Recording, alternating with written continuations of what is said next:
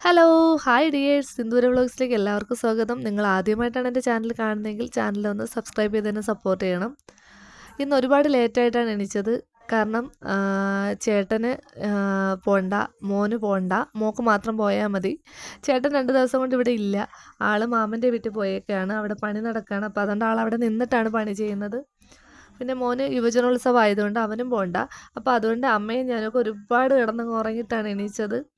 അമ്മ ഇപ്പോഴും എണീച്ചിട്ടില്ല. അപ്പോൾ ആ സമയം കൊണ്ട് ഞാൻ വിചാരിച്ചു ഇന്ന് ഇടിയപ്പമാണ് ഉണ്ടാക്കുന്നത്. അപ്പോൾ അതിനായിട്ട് മാവൊക്കെ ഒന്ന് നനച്ച് വെക്കാമെന്ന് വിചാരിച്ചു. പിന്നെ ഗ്രീൻ പീസ് കറിയാണ് ഉണ്ടാക്കുന്നത്. അതിനായിട്ട് ഉരുളൻകിഴങ്ങ്, സവാള, ഒരു ക്യാരറ്റ് എല്ലാം കൂടെ വൃത്തിയാക്കി വെച്ചിട്ടുണ്ട്. ഇടിയപ്പത്തിനായിട്ടുള്ള മാവിൽ ഞാൻ ചൂടുവെള്ളം ഒഴിച്ച് നന്നായിട്ട് ഇളക്കി ഫാനിൻ്റെ മൂട്ടി കൊണ്ട് വെച്ചിട്ടുണ്ട്. ഒത്തിരി തണുത്തിട്ടേ ഞവിടാൻ പറ്റുള്ളൂ.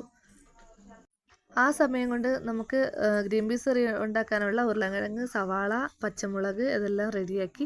ഇനി ഗ്രീൻ പീസ് കഴുകി ഞാൻ കുക്കറിലേക്ക് ഇട്ടിട്ട് കുറച്ച് അണ്ടിപ്പരിപ്പ് ഞാൻ മാറ്റി വെച്ചിട്ടുണ്ട്. കാരണം എനിക്ക് ഗ്രീൻ പീസ് കറിയുടെ ഈ അണ്ടിപ്പരിപ്പ് അരയ്ക്കുമ്പോഴത്തേക്ക് ഒരു പ്രത്യേക ടേസ്റ്റാണ്. അതിനുവേണ്ടി ഇത്ര അണ്ടിപ്പരിപ്പ് ഞാൻ വെള്ളത്തിയിട്ട് കുതിർത്തിട്ടാണ് അരയ്ക്കുന്നത്.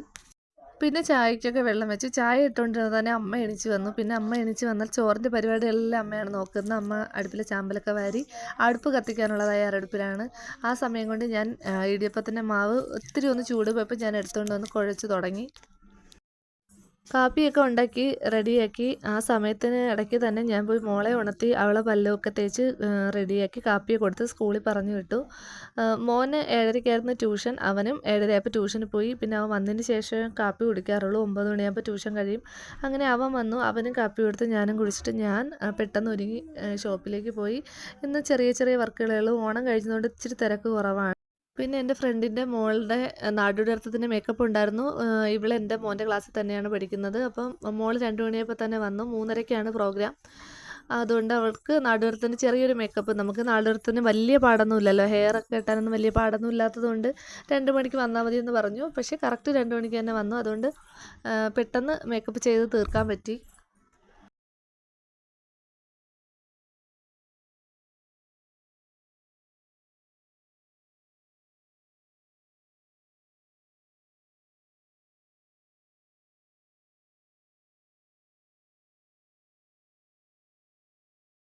അങ്ങനെ നാടോടി നൃത്തത്തിൻ്റെ ഫേസ് മേക്കപ്പ് കഴിഞ്ഞു. ഇനി ഹെയറാണ്. ഹെയർ നമ്മൾ ചുരുട്ടി കെട്ടുന്ന സ്റ്റൈലും ഉണ്ട്, ഇതുപോലെ കെട്ടുന്നതും ഉണ്ട്. നമ്മളൊക്കെ പഠിക്കുന്ന സമയത്ത് ഇതേപോലെയായിരുന്നു ആ നാടോടി നൃത്തത്തിന് കെട്ടുന്നത്. അപ്പോൾ ആ രീതിക്ക് തന്നെയാണ് കെട്ടിയത്.